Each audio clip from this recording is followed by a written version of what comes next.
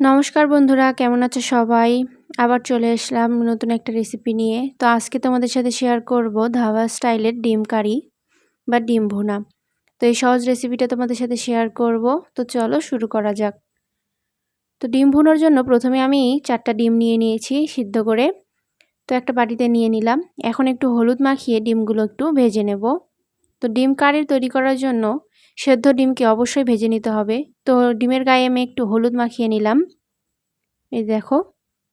তো এখন একটা কাঁটা চামচ দিয়ে ডিমের গাগুলো একটু ফুটো করে নেব, যাতে হলুদ এবং লবণের মিশ্রণটা ডিমের মধ্যে ভালোভাবে ঢুকে যায়।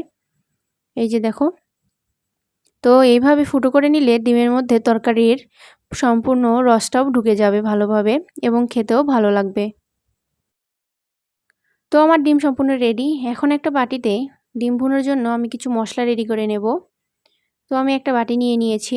এখন এতে দিয়ে দেবো একটু জিরে বাটা এবং তার সাথে দিয়ে দেবো একটু আদা বাটা। তো এখানে আমি কাঁচা মশলা ব্যবহার করেছি। তো এখন দিয়ে দেব একটু মরিচের গুঁড়ো। এই দেখো। তো আমি সবগুলোকে একটু জল দিয়ে গুলিয়ে নেব। তো এখানে আমি জিরে, আদা এবং গুঁড়ো মশলা হিসেবে মরিচের গুঁড়ো ব্যবহার করতেছি। তো এটা একটু জল দিয়ে ভালোভাবে মিক্সড করে নেব। তো আমার এক কারির মশলা রেডি।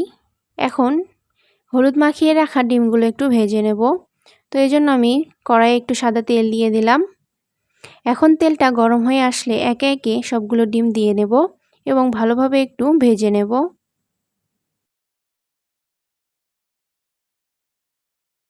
তো আমি ডিমগুলো এখন ভালোভাবে একটু নেড়েচেড়ে ভেজে উঠিয়ে নেব। এই যে দেখো। তো আমি ডিম ভেজে রাখার ওই তেলে আর একটু তেল দিয়ে দিলাম। এখন এর মধ্যে একটু ফোড়ন দিয়ে দেব। তো এখানে ফোড়ন হিসাবে আমি 5 ফোড়ন ব্যবহার করতেছি। এখন দিয়ে দেব 2টা তেজপাতা। 5 ফোড়নে সকল ধরনের মশলাই থাকে, তো এখানে আর অন্য কোনো মশলা ফোড়ন দিতে হবে না। তো এখন এখানে অ্যাড করব আমি কিছু পেঁয়াজ কুচি। তো এগ কারির জন্য পেঁয়াজ খুব ইম্পর্টেন্ট। তো এখানে আমি পেঁয়াজগুলো খুব চিকন করে কেটে নিয়েছিলাম। তো পেঁয়াজগুলো দিয়ে দিলাম। এখন এগুলো ভালোভাবে একটু ভেজে নেব। তো পেঁয়াজটা একটু লাল লাল করে ভেজে নেব। তো পেঁয়াজগুলো তাড়াতাড়ি ভাজার জন্য এখানে আমি একটু সামান্য পরিমাণে লবণ দিয়ে দিলাম। এতে পেঁয়াজটা খুব তাড়াতাড়ি আরও ভাজা হয়ে যাবে। তারপর দিয়ে দেব সামান্য একটু হলুদের গুঁড়ো। তো এখানে লবণ এবং হলুদের গুঁড়ো ব্যবহারের ফলে পেঁয়াজটা খুব তাড়াতাড়ি ভাজা হয়ে যাবে, বেশি সময়ের প্রয়োজন হবে না। তো এখন এগুলো ভালোভাবে আর একটু ভেজে নেব। তো দেখো আমার পেঁয়াজগুলো ভাজা শেষ। এখন এখানে অ্যাড করব একটু টমেটো। তো কাঁচা টমেটো আমি পেস্ট করে রেখেছিলাম, তো টমেটোর পেস্টটা এখানে দিয়ে দিলাম। তো এটা আর একটু ভালোভাবে ভেজে নেব। তারপর এখানে আগে থেকে মিক্সড করে রাখা গুঁড়ো মশলাগুলো দিয়ে দেব। এই যে দেখো। তো এখন আমি আগে থেকে মিক্সড করে রাখা মশলাগুলো এখানে দিয়ে দিলাম। এখন এই সবগুলো মশলা আর একটু ভালোভাবে ভেজে নেব। তো এখানে এগ কারিতে খুব বেশি মশলার প্রয়োজন হয় না।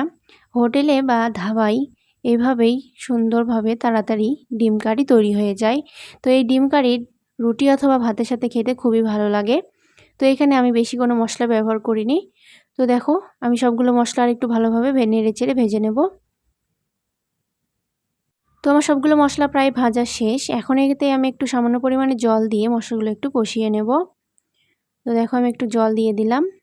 এখন এই সম্পূর্ণ মশলাগুলো একটু 2-3 মিনিটের জন্য ঢাকা দিয়ে দেব। তারপরে ঢাকনা উঠিয়ে মশলাটুকু আর একটু ভেজে এখানে আমি ঝোলের জলটা দিয়ে ডিমটা অ্যাড করে নেব। তো আমার মশলাগুলো কষানোর জন্য এটা এখন একটা আমি 2 মিনিটের জন্য ঢাকা দিয়ে দেব। তো আমার মশলা কষানো হয়ে গেছে। এখন আমি ঢাকনাটা উঠিয়ে নেব। তো দেখো আমার মশলা কষানো হয়ে গেছে। মশলা থেকে তেল ছাড়া শুরু করে দিয়েছে। তো এখন আমি এই মশলাগুলো আরেকটু ভালোভাবে নেড়েচেড়ে ভেজে নেব। দেখো, ডিম কারির মশলা আমার প্রায় সম্পূর্ণ রেডি। এখন এতে আমি ঝোলের জলটা দিয়ে দেব। তো আমি ডিম কারিতে ঝোলের জলটা দিয়ে দিলাম। খুব বেশি ঝোল রাখবো না। তো সামান্য পরিমাণে একটু জল দিয়ে নেড়েচেড়ে মশলাগুলো ভালোভাবে মিক্সড করে নেব। তো আমার ডিম কারির ঝোলটা ফুটে উঠেছে। এখন এতে আমি ভেজে রাখা ডিমগুলো দিয়ে দেব। তো আমার এগ কারি প্রায় রেডি।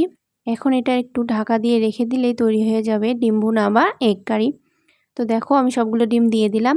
এখন এটা 2 মিনিটের জন্য একটু ঢাকা দিয়ে দেব। তো ঢাকনা উঠিয়ে এখানে আমি দিয়ে দেব কালো এলাচ এবং দারচিনি বা গরম মশলা। তো মশলা দেওয়ার পরে আর একটু নেড়ে চেড়ে ফুটিয়ে উঠিয়ে নেব ডিম ভুনা বা ডিম কারি। তো আমার ডিম ভুনো রেডি। তো তোমাদের যদি এই রেসিপিটা ভালো লাগে তোমরা অবশ্যই বাসায় ট্রাই করবা। এটা খুব সহজ এবং অল্প কিছু জিনিস দিয়েই এই রেসিপিটা তৈরি করা সম্ভব। তো তোমাদের যদি ভিডিওটা ভালো লাগে অবশ্যই আমার চ্যানেলটিকে সাবস্ক্রাইব করতে ভুলবে না, আর আমার ভিডিওতে লাইক কমেন্ট করতে ভুলবে না। তো সবাই ভালো থাকো, টাটা।